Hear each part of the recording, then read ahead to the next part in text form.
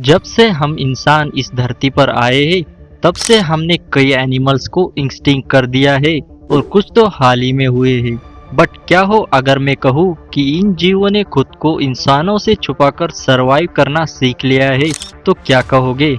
आज के इस वाली वीडियो में हम ऐसे ही कुछ जीवों के बारे में जानेंगे, तो वीडियो को पूरा जरूर देखना। Number 1, giant snakes. जैसे कि आपको पता होगा कि पुराने ज़माने में जायंट स्नेक्स हुआ करते थे। जैसे इंडिया के गुजरात स्टेट से डिस्कवर होने वाली स्नेक्स की सबसे बड़ी नस्ल वासुकी इंडिकस। इसका साइज 3 लेमोजिन्स के बराबर था। और इसी तरह इसके नज़दीकी रिश्तेदार यानी कि टाइटनोबोआ, जो कि अमेज़न के घने जंगलों में पाए जाते थे, जो कि एक सिटी बस के बराबर थे।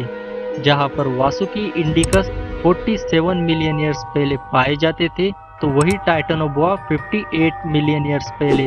बट हाल ही में इंटरनेट पे ऐसी वीडियोस वायरल हो रही है जिसमें कि एक जायंट स्नेक्स को देखे जाने की बात की जा रही है। इस फोटो में दिखाई देने वाले स्नेक्स की साइज 118 फीट बताई जा रही है। इस फोटो को सेकेंड वर्ल्ड वॉर के दौरान एक पायलट ने कॉन्गो रेन फॉरेस्ट में कैप्चर किया था। Number 2, Tumat wolf. Ice age के दौरान पाए जाने वाले तुमात उल्फ आज के ग्रे उल्फ से कहीं ज्यादा बड़े, चालाक और ताकतवर थे।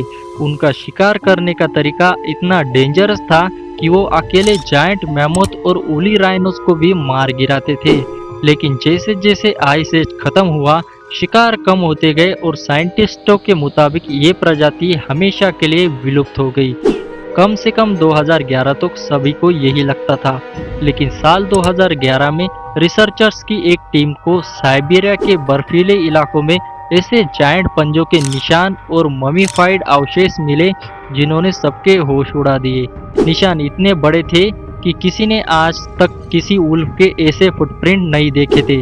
कुछ लोकल्स का तो ये तक दावा है कि उन्होंने जंगल में एक जायंट राइनो जितने बड़े उल्फ को देखा है। क्या ये सिर्फ एक अफवाह है या तुमात उल्फ सच में आज भी कहीं छुपा हुआ है? नंबर 3, ग्लिप्टोडॉन। इमेजिन कीजिए एक ऐसा आर्मडिलो एनिमल जो कि एक पूरे कार जितना ही बड़ा है, जो मोटा, भारी, मजबूत हड्डियों से भरा हुआ कवच पहने हुए हो।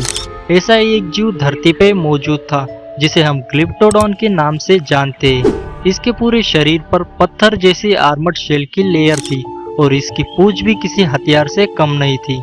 हालांकि ये जीव शांत शाकाहारी था, जो कि आज से 10,000 साल पहले साउथ अमेरिका के जंगलों और मैदानों में घूमता था। लेकिन समय के साथ साथ क्लाइमेट चेंजेस और ह्यूमन एक्टिविटीज के कारण ये प्रजाति विलुप्त हो गई। पर कहानी यही तक खत्म नहीं होती। गोरानी और क्वेरेटा जनजाति में कुछ आज भी पुरानी कहानियां सुनाई जाती है, जिसमें विशाल पत्थर जैसे पीठ वाले जीव का जिक्र मिलता है, जो गुफाओं में सोए रहते हैं या कभी कभी दूर दराज के घाटियों में धीरे धीरे चलते हुए दिखाई देते हैं।